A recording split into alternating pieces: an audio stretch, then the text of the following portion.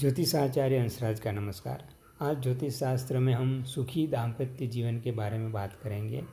इसके लिए हम कुंडली मेलापक में कौन कौन से मुद्दे ध्यान में रखने चाहिए ये देखेंगे, क्योंकि हम जानते हैं कि हमारी ज़िंदगी के 70 से 60% हिस्सा ऐसा है जो दाम्पत्य जीवन में पसार होता है। हमारी ज़िंदगी की 3 अवस्था है, युवावस्था, प्रौढ़ावस्था और वृद्धावस्था। ये तीनों अवस्था में दाम्पत्य जीवन बहुत महत्वपूर्ण है।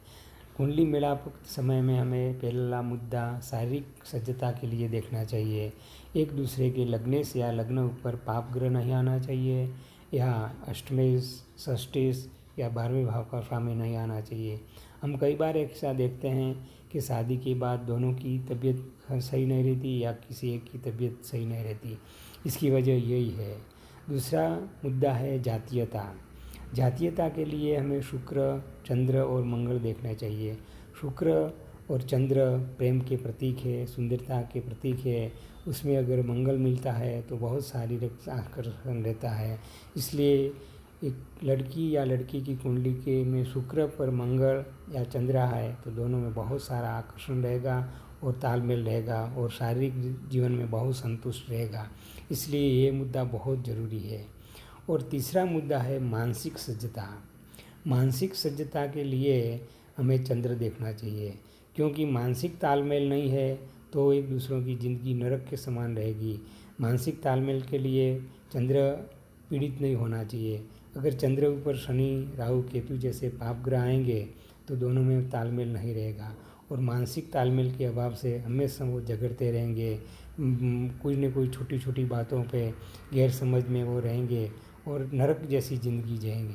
साथ में रहते हुए भी वो एक दूसरे के दुश्मन जैसा व्यवहार करेंगे। इसलिए आत्मीयता के मानसिकता ज़रूरी है। और चौथा मुद्दा है आत्मीयता। आत्मीयता के लिए सूर्य देखना चाहिए। सूर्य आत्मा का कारक है। अगर सूर्य ऊपर कोई पाप ग्रह नहीं है, शनि, राहु, केतु जैसे, तो दोनों में तालमेल रहेगा।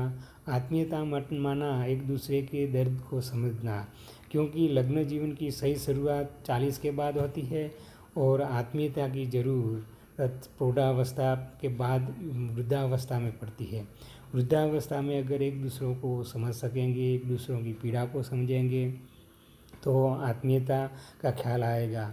और आत्मीयता के बिना ये शक्य नहीं है। बिना आत्मीयता लग्न जीवन नरक के समान साबित होता है। आत्मीयता की वजह से एक दूसरों की सेवा कर सकते हैं, एक दूसरों को मदद कर सकते हैं और एक की पीड़ा दूसरे को सहन करनी पड़ती है। अगर एक को कुछ होता है तो दूसरा उसका अनुभव करता है।